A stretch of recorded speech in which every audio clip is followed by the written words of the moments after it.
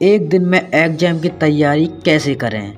हाँ जी दोस्तों, तो आज इस वीडियो में हम आपको बताएंगे कि एक दिन में एग्जाम की तैयारी हम किस तरीक़ा से कर सकते हैं। वो भी हम बताएंगे आपको सभी सब्जेक्ट की तैयारी एक दिन में। कई बार ऐसा भी होता है कि हम कोर्स तो कंप्लीट कर लेते हैं, परंतु ठीक एग्ज़ाम से एक हफ्ते पहले जब हम कोई सब्जेक्ट खोलते हैं तो हम सोचने लगते हैं कि यह तो हमारा पढ़ा हुआ है, परंतु इसका जो आंसर था वो क्या था। यानी कि पढ़ा हुआ तो था यार, पर यानी कि भूल गए इसका आंसर आखिर क्या था। और यहीं पर हमारा जो आत्मविश्वास है उसका जो लेवल होता है वो कम हो जाता है। आजकल हर स्टूडेंट अपनी क्लास का टॉपर बनना चाहता है, लेकिन इसके लिए हमें थोड़ी सी तैयारी करनी पड़ती है। हमें अपनी मेहनत, लगन और ईमानदारी के साथ एग्ज़ाम पर फोकस करना चाहिए।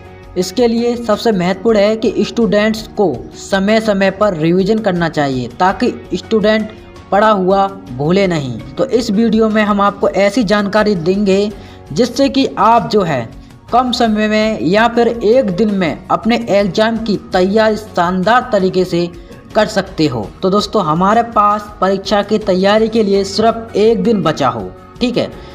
यानी कि परीक्षा की तैयारी के लिए सिर्फ हमारे पास एक दिन बचा हो और उसी एक दिन में हमें सब्जेक्ट के सभी चैप्टर की तैयारी करनी हो, तो ऐसी स्थिति में स्टूडेंट जो है वो तनाव में आ जाता है और इसका जो उसका आत्मविश्वास जो होता है वो कम हो जाता है। अब इस समस्या का समाधान के लिए हम आपको कुछ इस वीडियो में ऐसे टिप्स बताएंगे जिससे आप अगर फॉलो करोगे तो 100% आप जो है एक दिन में परीक्षा की तैयारी कर पाओगे। तो सबसे पहले जो टिप्स है वो है कि टाइम टेबल बनाएं। हाँ जी दोस्तों, जब हम किसी एग्ज़ाम की जब तैयारी कर रहे हो तो सबसे पहले एक टाइम टेबल ज़रूर बनाएं। और दोस्तों, अगर आप टाइम टेबल में थोड़ा कंफ्यूज हो रहे हो तो नेक्स्ट वीडियो में टाइम टेबल के बारे में भी बता दूंगा कि किस तरीक़ा से आपको टाइम टेबल बनाना चाहिए, ठीक है। तो दोस्तों, उसके बाद यानी कि टाइम टेबल जब हम बना लेते हैं तो उसके बाद हमें उस एग्ज़ाम के सिलेबस पर ध्यान देना चाहिए और उसी के अनुसार तैयारी करनी चाहिए। हमें इस बात का भी ध्यान रखना है कि हम समय को कैसे मैनेज कर रहे हैं। यदि हम इन सब बातों को ध्यान में रख कर अगर पढ़ाई करें तो सफलता जो है वो अवश्य मिलेगी। जिस भी सब्जेक्ट में आप कमज़ोर हैं उसे अधिक समय देने की कोशिश करें। नंबर सेकंड, शॉर्ट नोट्स बनाएं, ठीक है। हम किसी भी सब्जेक्ट की तैयारी कर रहे हों, हमें उनके शॉर्ट नोट बना लेने चाहिए ताकि एग्ज़ाम के समय वो हमारे रिवीजन के काम आएँ। थर्ड स्टेप जो है वो है पढ़ाई के बीच ब्रेक जरूर लें।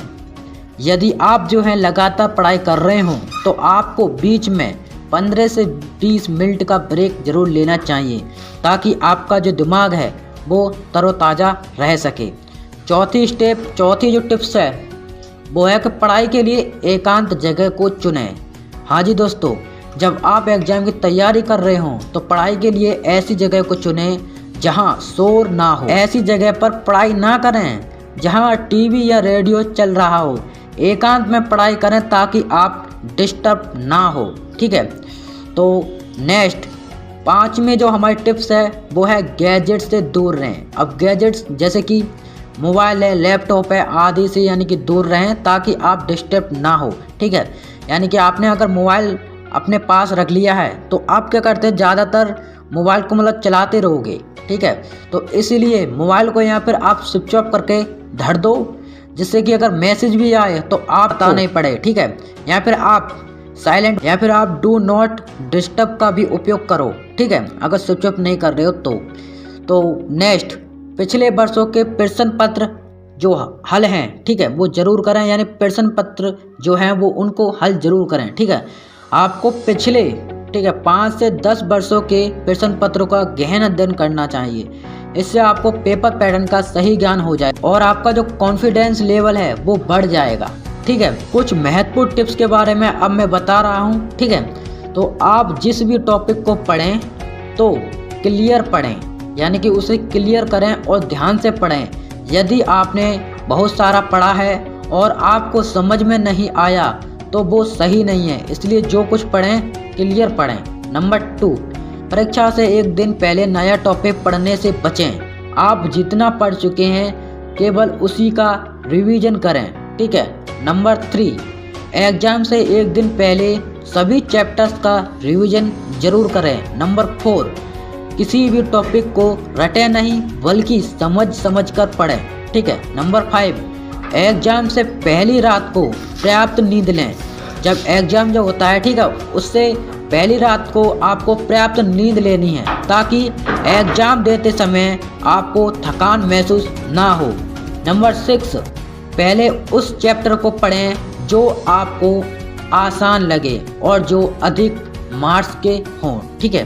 तो दोस्तों सबसे मेन बात यह है कि जो एग्ज़ाम है हमारे वो नज़दीक आ चुके हैं, तो आप जितना हो सके अपने ईमानदारी से पढ़ाई करो जिससे कि आप बोर्ड एग्ज़ाम में अच्छी से अच्छे नंबर पा सको, ठीक है। तो एग्ज़ाम में किस तरीक़ा से क्या गलती नहीं करनी है वो नेक्स्ट वीडियो में हम आपको ज़रूर बताएंगे।